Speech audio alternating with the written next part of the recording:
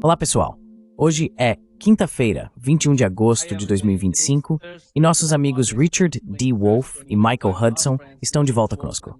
Sejam bem-vindos de volta. Feliz por estar aqui. Michael, quero começar com você. Você acredita que o resultado dessas duas reuniões, entre os Estados Unidos e a Rússia, e depois os europeus vindo aos Estados Unidos junto com Zelensky, de alguma forma mostra que Trump está empurrando a OTAN para novas guerras por procuração após o colapso da Ucrânia? Qual é a sua lógica? Como você entende isso?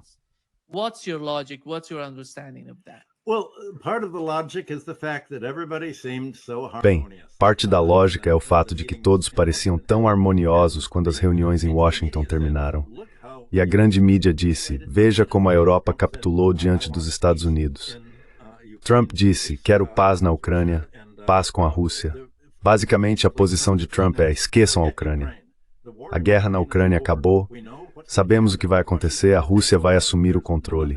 Não há nada que Zelensky, nem que os países europeus possam fazer ao fornecer armas que vai impedir a vitória da Rússia. Então vamos esquecer isso.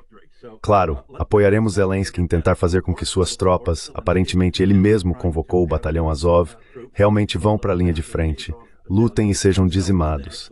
Deixe-o lutar e incomodar a Rússia e a Ucrânia o máximo possível. Russia and Ukraine as much as possible, but let's talk about what we really want. Mas vamos falar sobre o que realmente queremos. Nós realmente ainda odiamos a Rússia. Eu odeio a Rússia tanto quanto você, disse Trump. Mas não vamos derrotar a Rússia na Ucrânia. Então vamos falar sobre onde podemos derrotar a Rússia. Bem, podemos começar a incomodar. Já foi demonstrado. Podemos incomodar nos Balcãs. Podemos sabotar seus petroleiros. Podemos bloquear o comércio de petroleiros russos no Báltico. Podemos incomodar a Rússia no Azerbaijão e na Armênia. Podemos construir essa estrada não só para ameaçar a Rússia, já que o Azerbaijão praticamente já rompeu com a Rússia, mas também podemos ameaçar o Irã, todo o apoio mútuo russo-iraniano. Podemos ameaçar a Rússia na Síria, apoiando a tomada de poder de Netanyahu, e a aliança com os terroristas da Al-Qaeda, Al-Nusra, Wahhabitas lá, para preparar um ataque à Rússia e ao Irã, a Rússia pelo sul. Assim podemos derrotar a Rússia na Síria.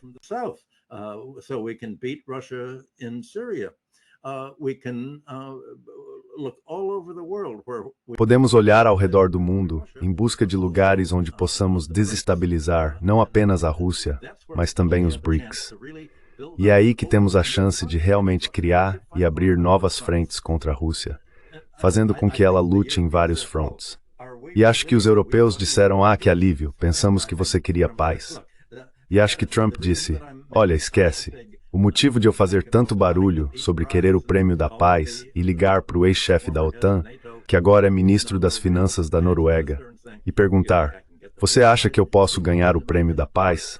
É que ele quer parecer um homem de paz, quando na verdade trabalhou com o Deep State para planejar uma guerra inteira. Não só contra a Rússia e o Irã, mas também contra os BRICS. Agora já se fala que ele está planejando um ataque à Venezuela, enviando forças especiais para sequestrar ou matar Maduro.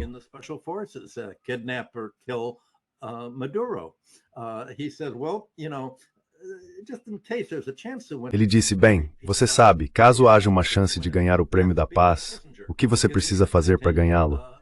Você tem que ser como Kissinger. Kissinger enviou atacantes para assassinar Allende e instalar o governo fascista de Pinochet. Bem, Trump vai enviar atacantes para sequestrar ou assassinar Maduro e colocar um governo de direita pró-Estados Unidos e espalhar isso por toda a América Latina.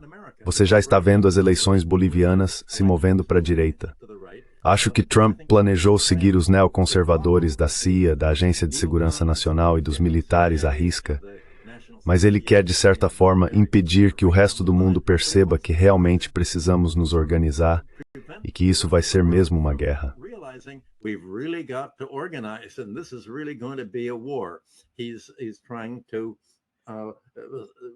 Ele está tentando anestesiar a percepção deles sobre o que realmente está tentando fazer, e tudo o que ele fez é o oposto do que qualquer pessoa que deseja a paz faria.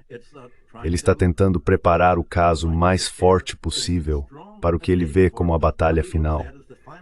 E por batalha final, acho que ele comprou o argumento dos neoconservadores de que, bem, estamos perdendo o império, estamos perdendo nossa influência. E dado isso, se nossa influência vai diminuir, então quanto mais cedo formos para a guerra, menos custoso será. Porque quanto mais tempo esperarmos para ir à guerra, quanto mais tempo tivermos de paz, mais China, Rússia, Irã, os BRICS, a maioria global, vão ganhar poder. Então o que Trump conseguiu convencer os europeus foi ok, vamos desistir da Ucrânia. Claro, vamos tentar estabilizar a Ucrânia.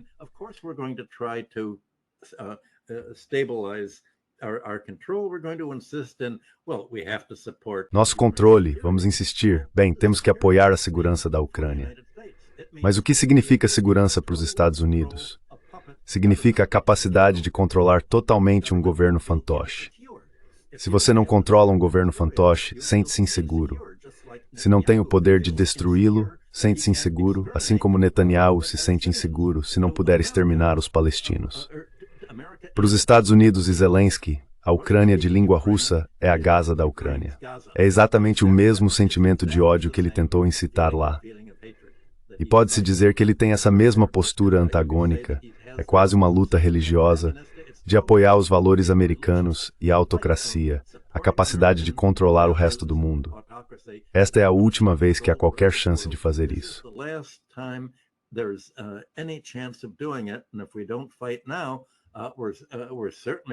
E se não lutarmos agora, certamente vamos perder uma luta se lutarmos depois.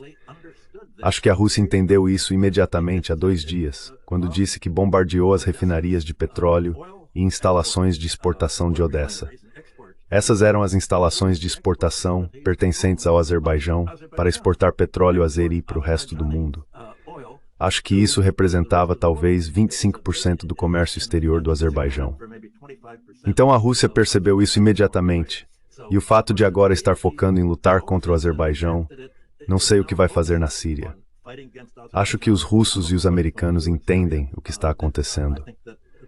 Não vejo nenhuma discussão na mídia, e até alguns dos seus convidados estão otimistas de que talvez Putin realmente queira entrar para a história como o príncipe da paz em vez do demônio da guerra.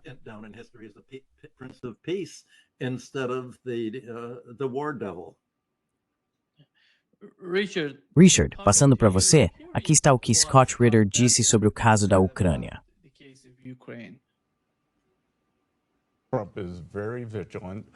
Trump é muito vigilante. Neste momento, estamos vendendo armas para os europeus, que então as revendem para os ucranianos. E o presidente Trump está cobrando uma margem de 10% nessas armas. Então, talvez esses 10% cubram o custo da cobertura aérea.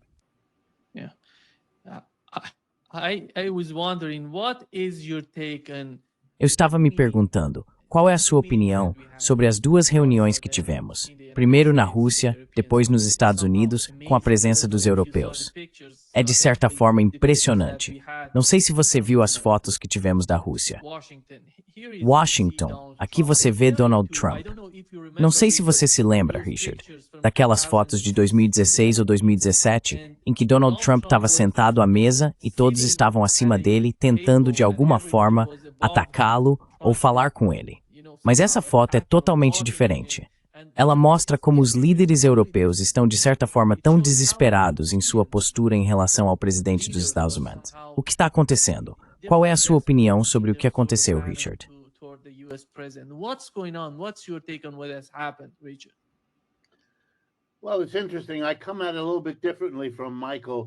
Bem, é interessante. Eu vejo a questão de uma forma um pouco diferente do Michael, mas suspeito que, se tivermos tempo, podemos descobrir como os 2 pontos de vista podem, na verdade, ser consistentes entre si. Então, deixe-me responder. Vou começar com Scott Ritter. E tudo o que posso dizer é que tenho certeza de que a mãe dele tem muito orgulho dele, mas para o resto de nós, nem tanto. Quero dizer, isso é constrangedor. Quase toda vez que ele fala, é constrangedor. Metade do tempo, não faço ideia de onde ele está vindo. A lealdade dele ao Sr. Trump varia de nojenta a patética, mas além disso, não saberia o que dizer. Olhar para o acordo entre os Estados Unidos e a Europa e focar a atenção no acréscimo de 10% no movimento das armas. Quero dizer, Isso é olhar para um enorme quadro e você está em uma dimensão infinitesimalmente sem importância. E é sobre isso que você vai falar.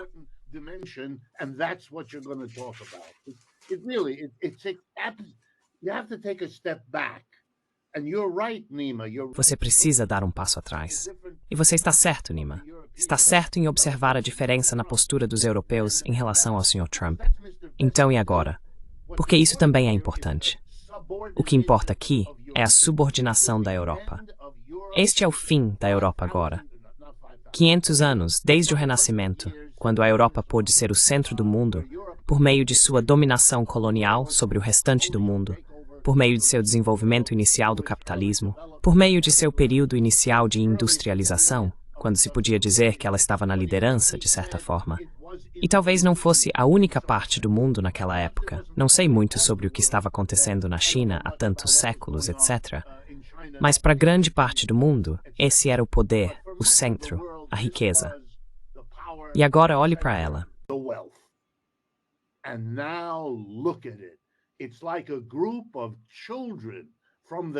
É como um grupo de crianças do jardim de infância sendo levado pela professora ao prédio do homem importante, a Casa Branca, onde são reunidas em cadeiras para discursar ou ouvir as bobagens que saem da boca do Sr. Trump.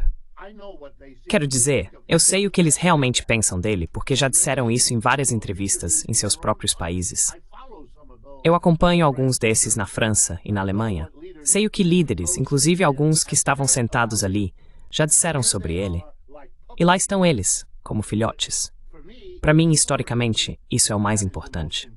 E sei que talvez não tenhamos tempo hoje para falar sobre isso, mas se você olhar para o acordo comercial que foi fechado entre o Sr. Trump, von der Leyen e os europeus, os americanos basicamente impuseram uma tarifa geral de 15%, a qual todos os europeus terão que basicamente se submeter.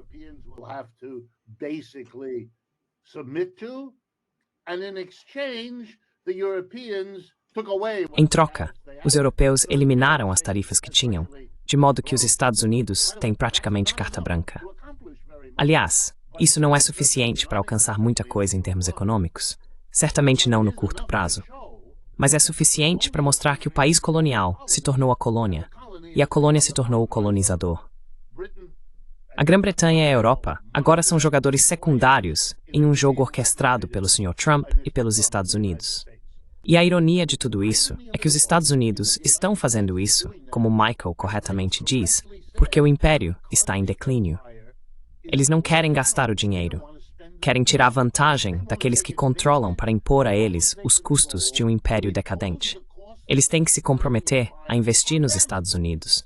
Têm que se comprometer a comprar gás natural liquefeito e outros produtos energéticos dos Estados Unidos.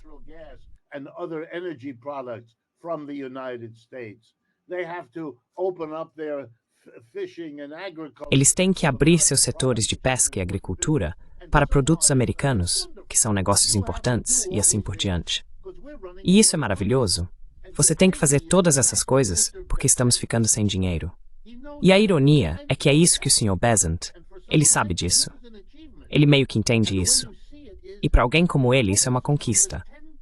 E a forma como você percebe isso é que ele foca na margem de 10%.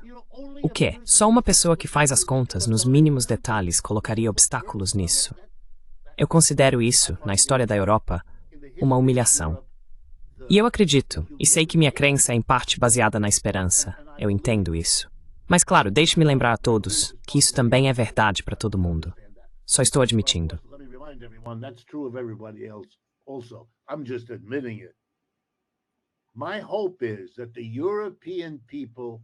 Minha esperança é que o povo europeu fique enojado com o que está vendo e que você veja, dentro dos países europeus, tanto à esquerda quanto à direita, um desejo de não ser arrastado para essa subordinação. Deixe-me lembrar a todos, inclusive os europeus, se os Estados Unidos podem fazer o que estão fazendo agora, por que você imagina que o próximo presidente não fará ainda mais? Porque vocês estão dizendo aos americanos, aqui está uma maneira de aliviar seus problemas. Coloquem-nos sobre nós. Como os europeus vão sustentar seus programas de bem-estar social? O bem-estar social da Europa Ocidental para seu povo está muito à frente do que os Estados Unidos fazem. Eles puderam bancar isso porque não tinham gastos militares. Os Estados Unidos cuidavam disso.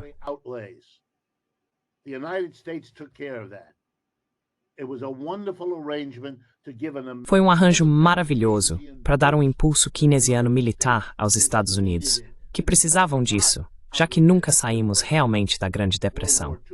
A Segunda Guerra Mundial nos tirou dela, e o orçamento de guerra nos sustentou desde então. Assim, cuidamos disso para a Europa, para que eles pudessem usar o dinheiro que teriam que gastar com o setor militar para oferecer saúde, educação gratuita e todos os outros benefícios que eles têm. E que os americanos desconhecem, porque seria muito difícil não oferecer esses benefícios aos americanos se eles soubessem. Certo. Agora o que vai acontecer na Europa, se eles não estiverem recebendo esses benefícios, se tiverem que arcar com todos os tipos de custos, se tiverem que fazer todos os tipos de ajustes, eles vão cortar o bem-estar social. Eles já estão ocupados fazendo isso.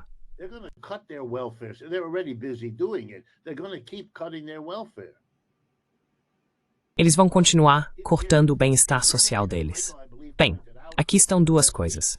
Na Alemanha, como o Michael, acredito eu, apontou na semana passada, as pesquisas mostram que a alternativa para a Alemanha agora tem um resultado maior nas pesquisas do que o Partido Democrata Cristão, que costumava ser o partido dominante na Alemanha, às vezes em parceria com os social-democratas.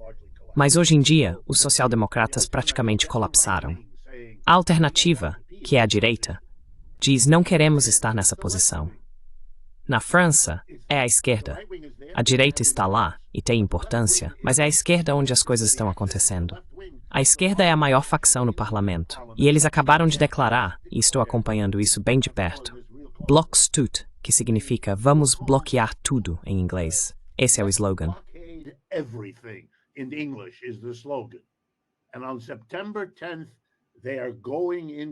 E no dia 10 de setembro, eles vão às ruas de Paris, Lyon, Marselha, Nice, todas as principais regiões da França, para paralisar o país.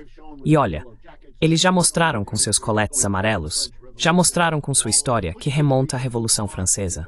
Não provoque demais esse povo, porque eles têm dentro de si um gene que parece faltar no resto de nós, a capacidade de mobilizar seu povo. Eu acrescentaria, portanto, que é um império em declínio. Está tomando medidas extraordinárias. Se quisermos dar crédito ao Sr. Trump por reconhecer que a guerra na Ucrânia, na qual uma enorme quantidade de dinheiro foi desperdiçada ao longo de 3 anos, ok. Mas, enquanto isso, as outras coisas que estão fazendo, sejam eles neocons ou não, são secundárias. Isso não vai funcionar. Mexer com o Azerbaijão? Só pode ser brincadeira. O que você vai conseguir assassinando o Sr. Maduro?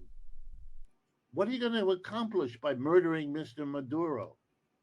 I mean, really, these are the... Quero dizer, realmente esses são atos desesperados de um império em declínio, e serão vistos dessa forma.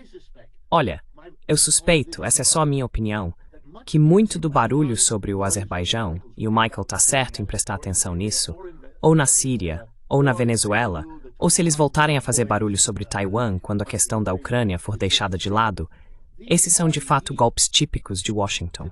Mas para mim, parecem um esforço desesperado para manter o teatro do imperialismo americano quando a realidade já não está mais disponível.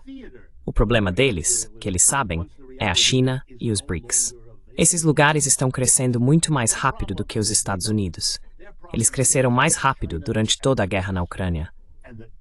Quero lembrar às pessoas que o crescimento econômico anual da China está na faixa de 5%.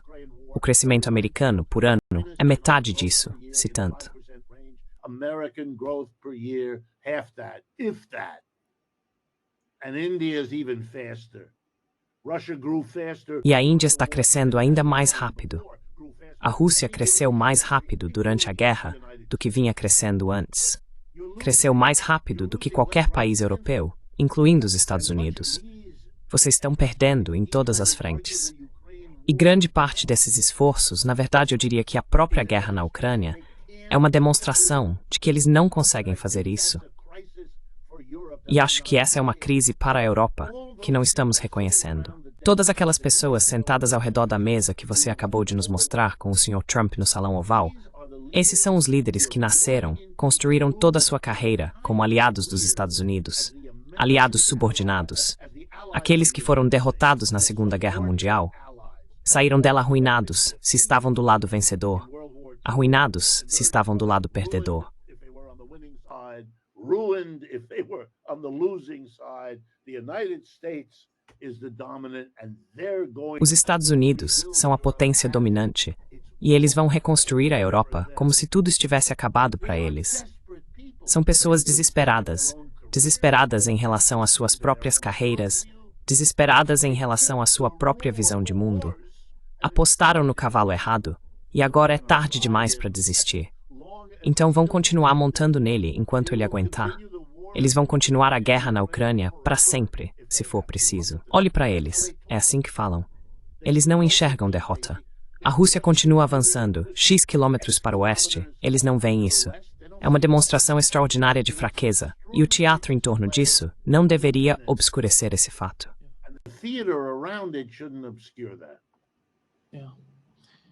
Pode falar, Michael. Richard, we always end up in agreement. Richard, nós sempre acabamos concordando. Acho que a resposta europeia já ultrapassou o nojo. Agora eles estão com medo.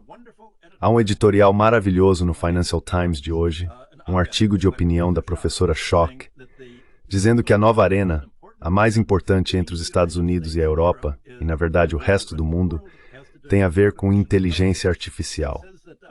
Ela diz que a política dos Estados Unidos, especialmente sob Trump, tem sido transformar qualquer forma de comércio em uma ameaça, fazendo com que o parceiro comercial se torne dependente de você. No passado, os Estados Unidos fizeram exatamente isso com o petróleo e com as exportações de grãos, dispostos a fechar as torneiras e cortar o alimento, isolar, impor sanções e isolar outras nações, e deixá-las passar fome ou cortar sua energia se não obedecerem. Or cut off their energy if they don't obey. Schock says that the new weaponization. Schock afirma que a nova instrumentalização do comércio exterior americano é direcionada especificamente contra a Europa, porque é para esse público que ela escreve no Financial Times, e que o foco está na inteligência artificial. Ela diz que um dos pontos centrais do acordo que os Estados Unidos vem pressionando a Europa a assinar é que a Europa não leve adiante seus planos de regulamentar a inteligência artificial, a internet computadorizada, a nuvem e todas essas tecnologias relacionadas. Isso manteria a Europa dependente dos Estados Unidos para os algoritmos e para a forma como todo o sistema de inteligência artificial é programado, de modo a prender os usuários. Isso prende os usuários porque, à medida que o sistema se espalha e se torna mais amplamente utilizado, o custo de criar um sistema alternativo se torna cada vez maior.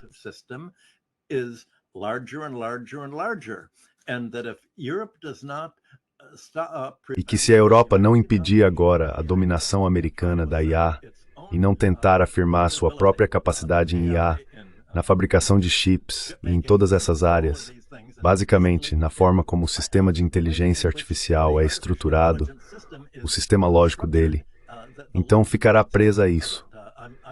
Não sou especialista em informática, então não posso entrar nos detalhes, mas ela entra nos detalhes e diz que essencialmente os Estados podem impor um sistema de lixo entra, lixo sai ao resto do mundo. Ela não chama assim. Ela diz apenas que é construir o algoritmo de uma forma que reflita os valores e a política americana.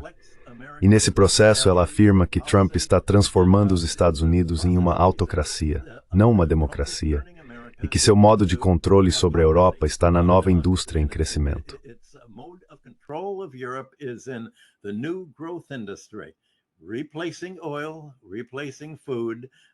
Substituir o petróleo, substituir os alimentos.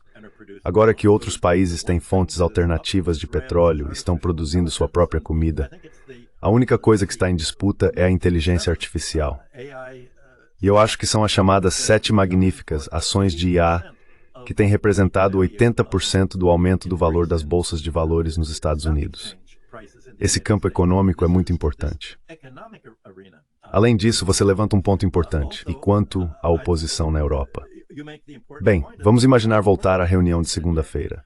Se Trump realmente quisesse desafiar a Europa, imagine se ele tivesse dito: bem, eu sei que muitos de vocês líderes agora são remanescentes de eleições passadas, mas vocês têm que perceber que na próxima eleição Vamos ter a alternativa para a Alemanha, substituindo Merz. We're going to have the alternative for Deutschland, replace Merz.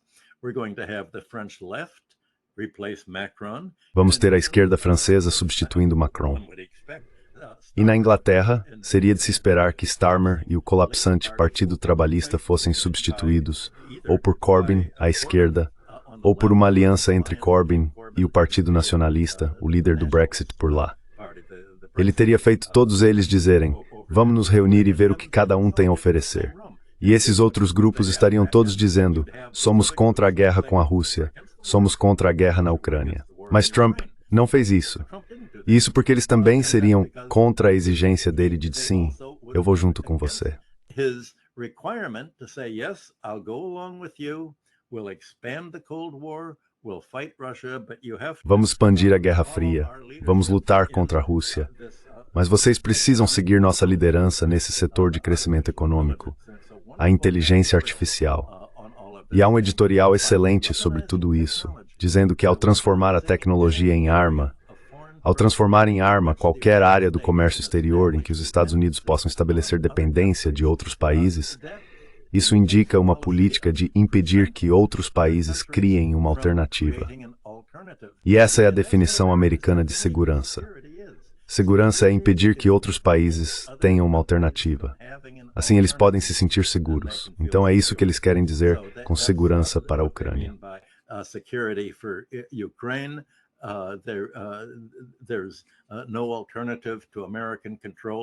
Não há alternativa ao controle americano de um governo fantoche. Então é preciso ter um governo fantoche. Mas essa ideia militar de segurança é exatamente a mesma no âmbito econômico. Não se pode permitir nenhuma tecnologia independente capaz de se tornar uma rival. Bem, o que isso não inclui? Isso pode ou não funcionar para a Europa, mas certamente não vai funcionar para a China, que já está avançando em inteligência artificial, informatização, fabricação de chips e toda a esfera de avanços tecnológicos, incluindo ímãs de terras raras e toda a alta tecnologia, inclusive o desenvolvimento de mísseis hipersônicos. Os Estados Unidos estão atrás em tudo isso. Missile development. America is behind in all of this, and its question is, what part of the world... E a questão é, de qual parte do mundo temos o poder de impedir que tenha uma alternativa? Está tentando consolidar a Europa, e depois da Europa hoje, amanhã os BRICS, e isso significa o mundo. Então tudo isso eu acho os Estados Unidos disseram à Europa: não se preocupem, faremos isso juntos, mas juntos sob a hegemonia americana. E esse juntos será direcionado de alguma forma para tentar estabelecer uma massa crítica de inteligência artificial, uma forma de programação que tentará afastar outros países, países do sul global, outros países dos BRICS, da China, e de terem seu próprio sistema de IA independente, que presumivelmente a Europa acabaria tendo que adotar. Europe ultimately would have to adopt, and if that works, if China and E se isso funcionar, se a China e seus países vizinhos na Ásia conseguirem criar seu próprio sistema de inteligência artificial e impedir que backdoors sejam impostos, então os Estados Unidos acabarão completamente isolados. E isolado significa ficar sem seus mercados de exportação para criar seu balanço de pagamento, seu saldo comercial, por meio dos serviços de tecnologia. E você já pode ver isso na disputa sobre a Intel e na tentativa de impedir a empresa americana de chips, está me escapando o nome, NVIDIA, de exportar mais para a China. A América diz: vocês podem exportar o quanto quiserem. Queremos um backdoor, para que com um simples toque de um botão, possamos desativar todos os chips NVIDIA na China, paralisar suas máquinas e desligar todos os seus computadores se eles usarem seus chips.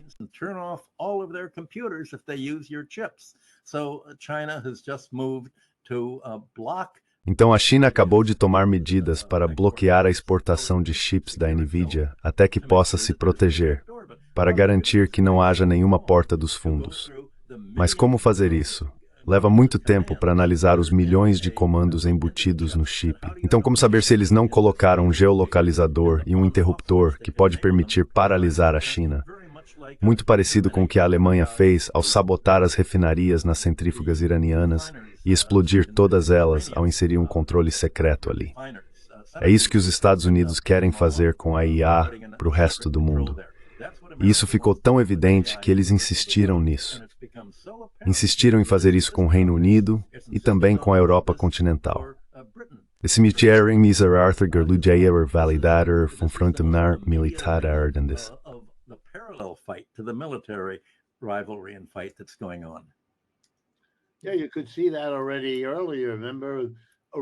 Você já podia perceber isso antes. Lembre-se da prisão da filha do empresário chinês, o CEO da Huawei, quando ela estava no Canadá, e de forçar os canadenses a prendê-la.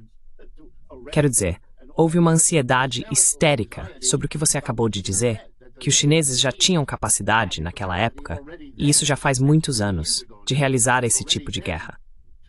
Mas, correndo o risco de não quero bater na mesma tecla, quero deixar claro, a parte mais assustadora do que o Michael nos apresentou é a parte que diz que essa é a estratégia dos Estados Unidos.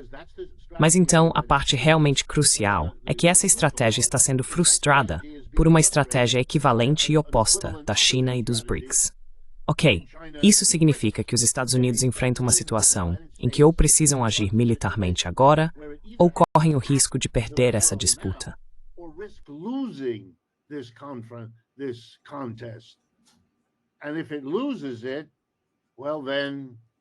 E se perder, bem, então o jogo acabou, e os militares não vão resolver o seu problema.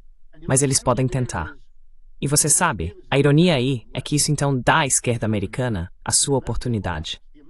Veja o que acontece.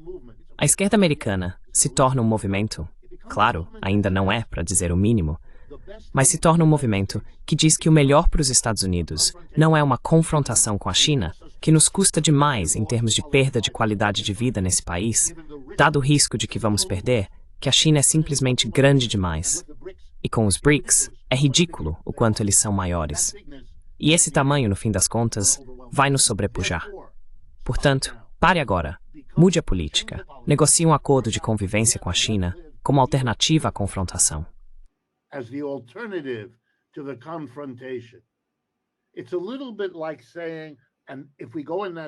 É um pouco como dizer que se seguirmos nessa direção, estaremos dizendo: você teve uma chance em abril de 2022, quando se sentou, se não me engano, em Istambul e negociou a maior parte de um acordo que teria encerrado a guerra na Ucrânia semanas após seu início.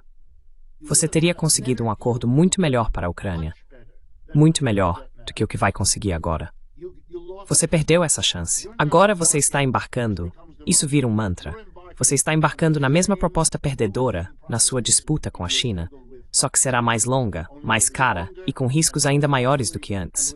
Aprenda com a Ucrânia. Não faça isso de novo. Neste momento, nos Estados Unidos, essa posição teria o apoio de um número enorme de pessoas, de esquerda, de direita e do centro.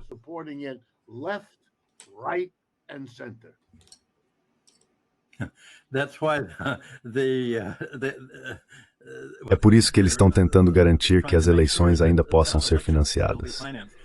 Quero acrescentar uma coisa. O que realmente dá à Ásia e à China a vantagem, uma vantagem total e vencedora sobre o Ocidente em IA, é o código aberto. Tudo o que a China está fazendo em IA é código aberto. Isso torna impossível colocar portas dos fundos. Torna impossível sabotar chips. A América não pode vencer em uma competição justa. Só pode vencer por meio de sabotagem, assassinato, jogando sujo. Mas em um jogo limpo, onde tudo é aberto, uma espécie de equivalente ao livre comércio, ela não pode vencer. Esse é o dilema que Trump e os neoconservadores têm em comum. E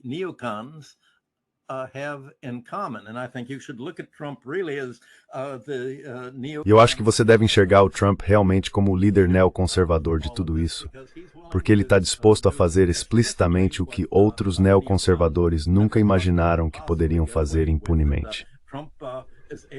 Trump consegue jogar a carta cristã, dizendo que Deus está dizendo a ele para fazer tudo isso, que ele encontrou a religião e fala sobre o que precisa fazer para ir para o céu. Eu não acho que nenhum dos neoconservadores que não eram desse tipo de cristão jamais teria imaginado que isso poderia ser uma estratégia vencedora para colocar o MAGA atrás deles. Mas por trás de tudo isso está a ideia de que o objetivo de toda essa enganação é impedir o código aberto, impedir o livre comércio e impedir que outros países possam fazer suas próprias escolhas. prevent other countries from making a choice. That's what national security is. Preventing other countries. Isso é o que significa segurança nacional.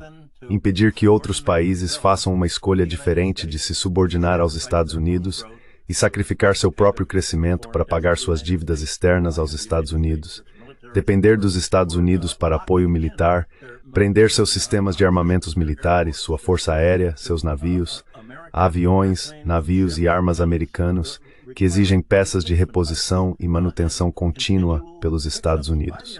Sem peças de reposição, é como se os Estados Unidos tivessem a capacidade militar de apertar um botão e simplesmente desligar a capacidade de aviões supersônicos, caças, navios e submarinos estrangeiros de operar.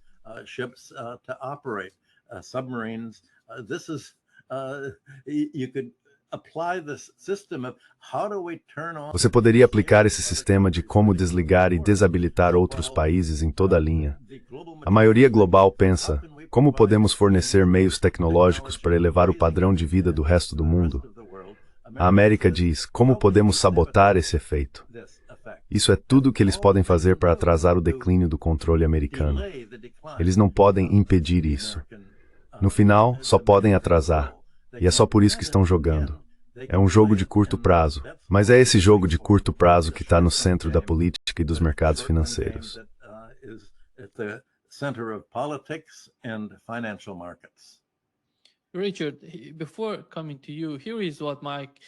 Richard, antes de passar para você, aqui está o que Scott Bessent disse sobre a natureza dos laços econômicos entre Rússia, China e Índia, e como eles se tornaram dependentes durante a guerra na Ucrânia.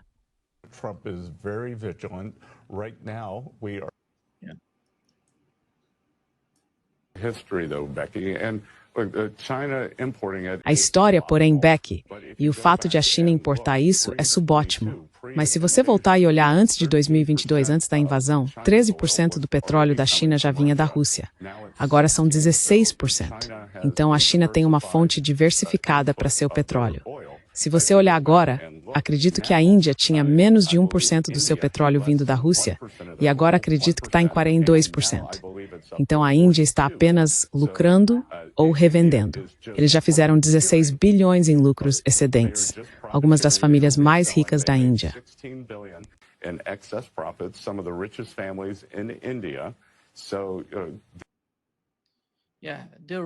Então sim, eles estão revendendo. Para quem? Para os europeus. 2 dias atrás, Richard, houve uma reunião em que o ministro das Relações Exteriores da China foi à Índia conversar com Modi, e Modi postou em sua conta no X. Ele disse que a situação, os laços entre Índia e China, estão melhorando como nunca antes. Acho que Donald Trump está fazendo de tudo para unificar. Determine sim naksugine inasigu, suene jamai stewart the same, athmers, regmorts, do get mapped thing, no breaks. In terms of what's going on in BRICS.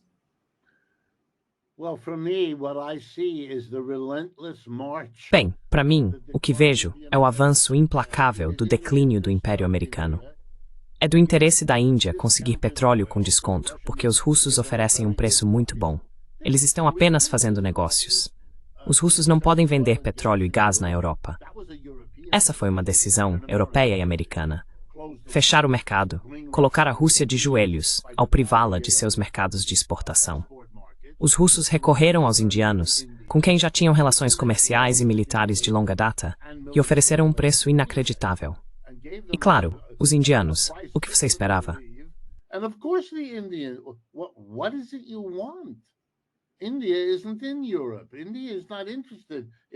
A Índia não está na Europa.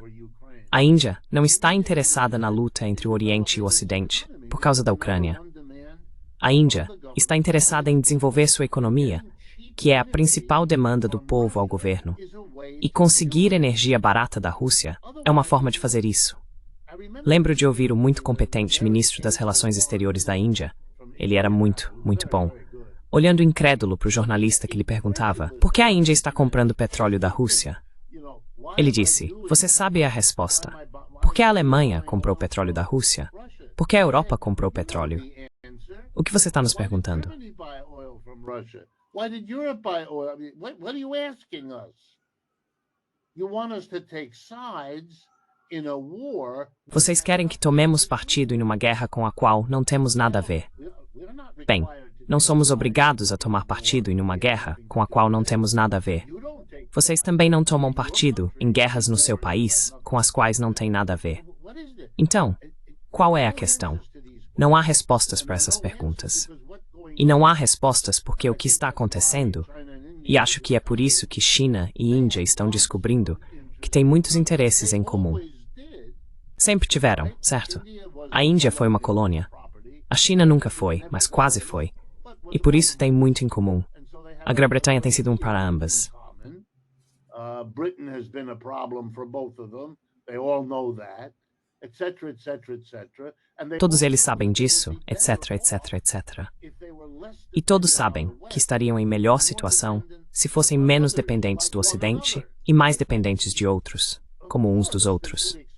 Claro, eles deveriam expandir as exportações e importações entre si. Eles são os dois maiores países deste planeta. São mercados desejáveis um para o outro. Eles deveriam desenvolver seus países de forma coordenada, porque isso significaria um crescimento mais rápido para ambos, em vez de se orientarem para o Ocidente, que impõe seus interesses sobre as trocas entre eles. E, aliás, eles sabem disso. Eles conversam sobre isso. Eles têm consciência disso. Economistas que conheço na Universidade em Nova Delhi debatem sobre esse assunto.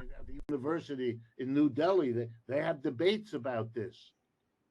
By the way, they have radical economists. Aliás, eles têm economistas radicais de uma forma que as universidades americanas não toleram. Então eles realmente conseguem obter uma diversidade de pontos de vista. Os americanos celebram isso, mas não têm.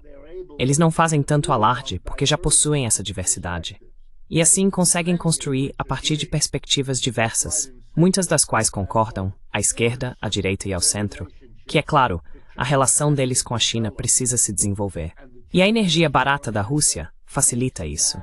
Torna o processo mais rápido. Dá um impulso, porque agora eles podem, já que se tornaram um país importante na manufatura. Quero dizer, a Índia não está onde a China está e não estará por um tempo, mas está se tornando importante. Então precisa de energia. É um país em desenvolvimento. Precisa de muita energia. A Rússia está em posição de fornecer.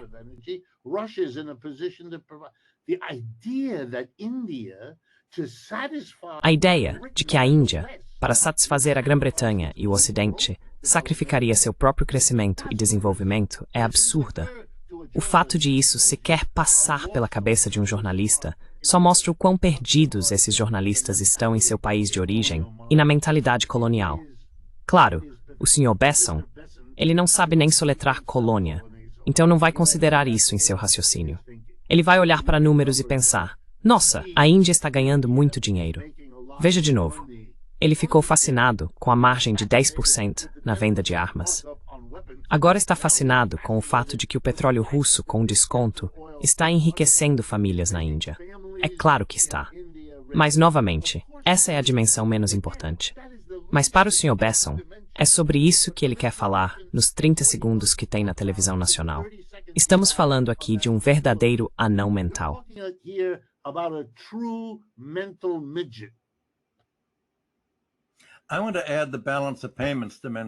Quero acrescentar a dimensão do balanço de pagamentos a esse comércio entre Índia e Rússia.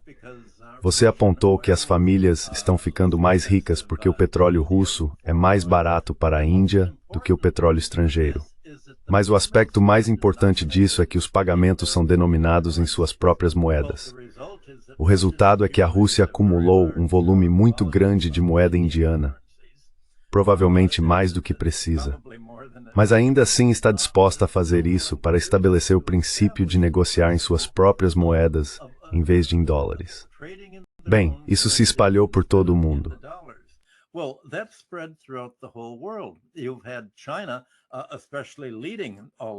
A China, em especial, tem liderado tudo isso, e um dos resultados é que, como consequência de a China deter moedas estrangeiras que recebe pelo pagamento de suas exportações, suas reservas em dólares caíram para o nível mais baixo em 20 anos, cerca de 750 bilhões de dólares.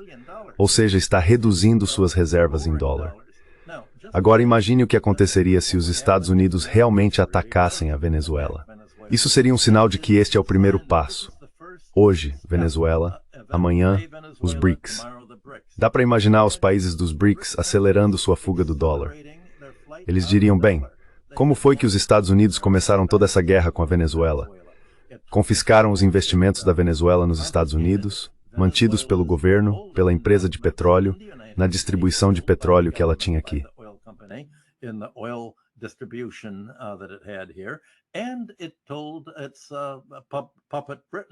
E mandou seu fantoche, a Grã-Bretanha, o Banco da Inglaterra, confiscar o ouro da Venezuela e entregá-lo ao Sr. Guaidó, que os Estados Unidos designaram como presidente. Bem, o restante dos BRICS, isso está muito presente na memória deles. Eles dizem, ok, conhecemos o processo de escalada, e se eles já recorreram à ação militar na Venezuela, podemos esperar que comecem a nos atacar financeiramente. Vai haver uma aceleração do afastamento do dólar.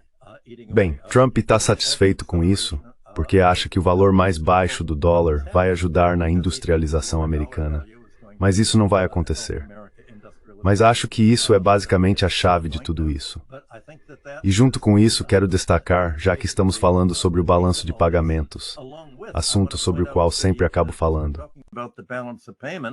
Which I always end up talking about, you're having the effect of capital movement. Você está vendo o efeito dos movimentos de capitais, do dinheiro especulativo, dos fluxos financeiros, na determinação do preço do dólar. As manchetes todos os dias na imprensa financeira dos Estados Unidos têm sido de que Trump quer demitir o presidente do Federal Reserve para forçar o Fed a baixar as taxas de juros. Bem, a CNBC anunciou na terça-feira algo muito interessante.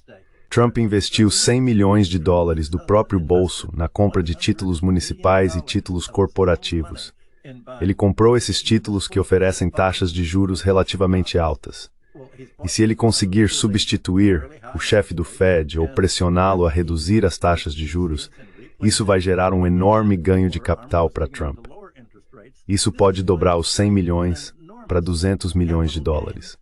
Então você tem Trump colocando sua fortuna pessoal por trás dessa manipulação da política externa dos Estados Unidos. E pode acreditar que para ele, com sua visão limitada, sua fortuna pessoal vem em primeiro lugar, a estratégia americana em segundo.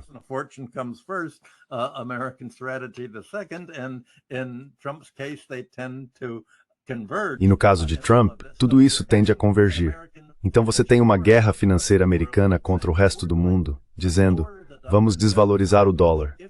Isso significa que se você mantiver dólares americanos em suas reservas internacionais, à medida que baixamos as taxas de juros aqui, esses dólares vão valer cada vez menos na sua própria moeda. Assim, seus bancos privados, seu banco central, suas empresas que possuem saldos em dólar, todos vão apresentar prejuízos em seus demonstrativos de lucros e perdas e em seus balanços patrimoniais. Essa manobra financeira busca enfraquecer a resiliência financeira de outros países. E essa é uma dimensão que fica de fora da discussão, porque a análise de balanço de pagamentos não é um tema ensinado nas universidades americanas, muito menos discutido na imprensa.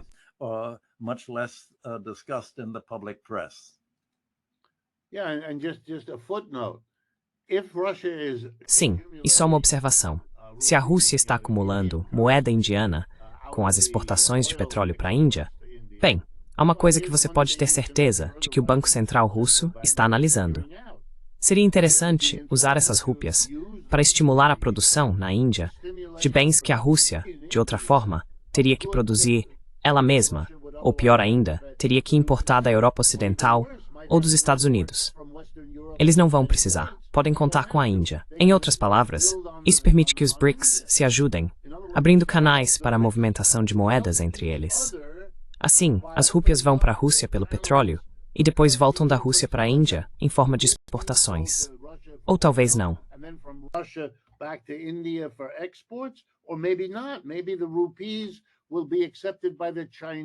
Talvez os chineses aceitem rúpias como pagamento pelas coisas que exportam para a Rússia, porque sabem que podem usá-las para comprar, quem sabe o que, da Índia, recriando assim o que fez com que todas as outras moedas, incluindo o dólar, se tornassem maiores do que o lugar onde começaram. E isso faz parte dos BRICS, substituindo os Estados Unidos na história do Império. E é implacável.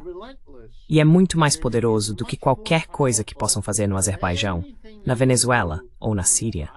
Isso pode parecer bom, pode render uma boa manchete aqui, o Michael está certo sobre isso, mas não está parando. Da mesma forma que a guerra na Ucrânia não impediu todas as coisas que levaram a essa guerra. Eles estão certos, continuam. A guerra começou, a guerra se desenvolveu, e agora a guerra está terminando. E os outros processos sobre os quais temos falado, eles continuam avançando.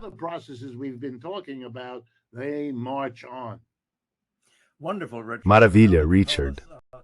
Agora eles podem nos chamar de fantoches do mod. Sim, funcionaria, exceto nos Estados Unidos. Dado o nosso nível de cobertura jornalística, ninguém sabe quem é o mod. Essa é a nossa vantagem. Yeah, we're gonna be pro-India. Sim, vamos ser pró-Índia. Eles vão nos chamar de pró-Índia. Muito obrigado, Richard e Michael, por estarem conosco hoje. É sempre um grande prazer. Obrigado.